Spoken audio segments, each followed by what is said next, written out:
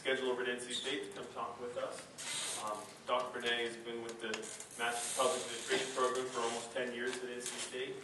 I think it's interesting, before that, he spent time as a state government employee in New York State and Connecticut. And so he'll bring that perspective with him, I think, as part of this presentation. So with that, I'll turn it over to Dr. Bernay, and he'll lead us on here. Thank you. Thank you so much. Thanks especially to Steve and Anita and Linwood and Julie for organizing this event. This is really quite an honor for me to come speak with you about a topic that's very near and dear to me. I actually teach this course at NC State.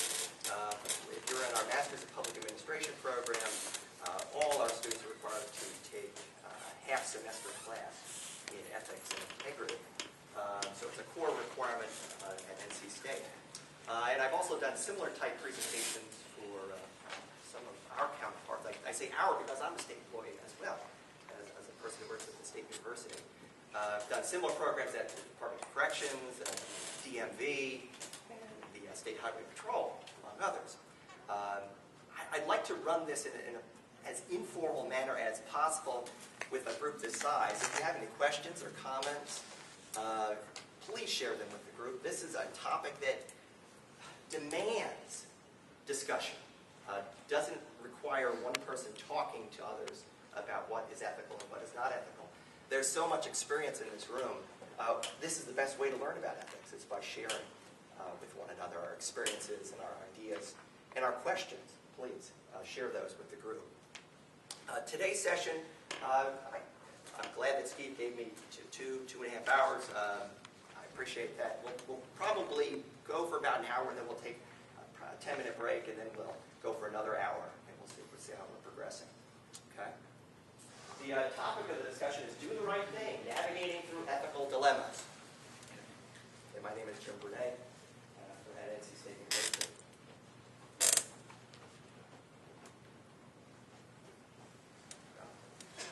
I like to begin all my discussions with a roadmap, the agenda for our discussion today. I'd like to begin with a definition of ethics. It's a pretty complex topic. We at NC State offer several classes on the topic of ethics alone. So you could spend 15, 30, 45 weeks studying ethics. I'll give you the Reader's Digest version of it in about 10, 15 minutes. But it's good to begin with a nice standard definition of the term. I'll begin with a nice definition, and then we're going to tease out the elements in that definition. So we've got a good universal foundation from which we're working from. Okay? And then from there, we're going to look at how ethics operates at 4 different levels. And this is important because it helps us to understand why sometimes folks get into ethical hot water when it's patently obvious to us that no, that was wrong, we shouldn't do that. But for someone else, they just didn't see it that way. They had a blind spot. It may be because they're thinking about ethics at a different level.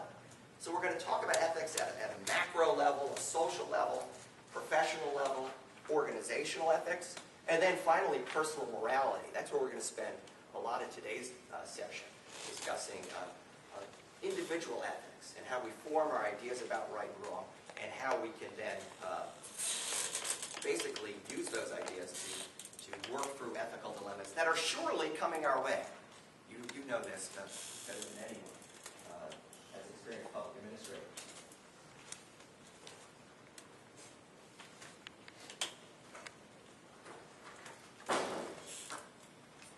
What's an ethics session without a little bit of philosophy? I promise you I won't spend too much time here. But again, what we're building towards is a practical ethical decision-making tool.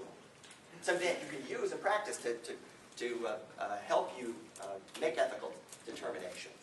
But we need it to be rooted in good philosophy, good moral reasoning. So I'll talk about the bases for ethical decision-making. Okay? What we're leading up towards is a decision-making tool that is going to be the topic of the last part of our session today.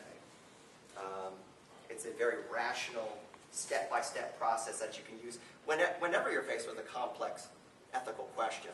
This is a topic or a tool that's been developed here at NC State and is now widely used in public administration circles, throughout the United States. I've done this training elsewhere. I have a colleague of mine who teaches this at Fort Leavenworth. So all commissioned officers heading off to Afghanistan and Iraq these days gets the same type of ethical training. So this is a tried and true approach to making ethical decisions. It doesn't guarantee a right answer, okay? But it does give you a structure by which to study complex ethical questions.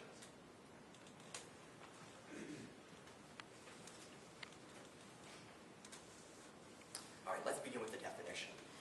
There are many definitions of ethics. I like this one because it's very applied.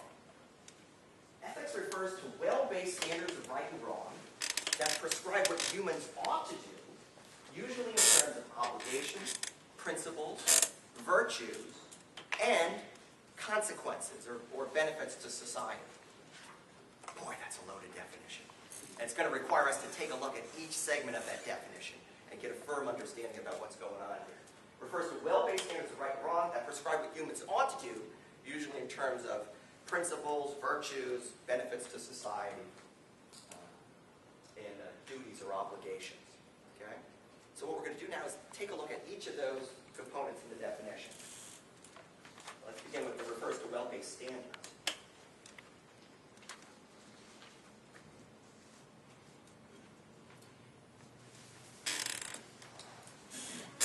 Have you ever heard someone say, ethics, it's relative? Have you heard that? It depends. It matters what the situation is. You've heard that before, right? It kind of makes ethics seem like it's wobbly and unclear, right? Well, this definition doesn't wholly buy into that. Instead, it says, well, no, there are some enduring concepts here. There are some things that we can all agree to, or 99.9% of us can agree to, as being correct. And these things, these principles, these values, they're not new. We didn't discover them 3 weeks ago. Okay? These are things that have been true for decades, centuries, eons, right? Through civilizations, potentially. That's rooted in this definition. Do you buy that? Do you think there are some things that are true no matter what? Can you give me an example? Maybe a principle, a value that has been passed down from generation to generation. It's true now as it was years and years ago. Thou shalt not steal. What's that? Thou shalt not steal. What? Steal. Still? Steal. Thou shalt not steal. Oh, the 10 Commandments. Oh, thou shalt not steal. Sure, absolutely, right? I mean, and that's not unique to Judaism, right, or Christianity, the Judeo-Christian philosophy, right? Absolutely. I mean, that's something that holds true. I mean, you may not abide by any religious creed, right? But you still may abide by that principle, right? Stealing is wrong. Absolutely. That's a great one. Murder is wrong. Yeah, absolutely. Almost in every society that anthropologists have studied, sociologists have studied, that tends to be true. In some rare cases, murder may be justified. Okay? But generally, no. Absolutely. Anyone ever hear of the golden rule? What's the golden rule? Yeah, right. The do unto others as you've had them do unto you. That's a major tenet in every world religion. I mean, you go back to the writings, the sayings of Buddha, you go to Zoroastrianism, you go to Hinduism, Christianity, Judaism. It's there. Wiccan, it's one of the tenets of that religion as well. Do unto others. The golden rule, the ethic of reciprocity. We didn't discover it. It's been around for a long time, and most people tend to agree. Most people know it, and tend to agree that, yeah, that's probably a good rule to live my life by. Okay?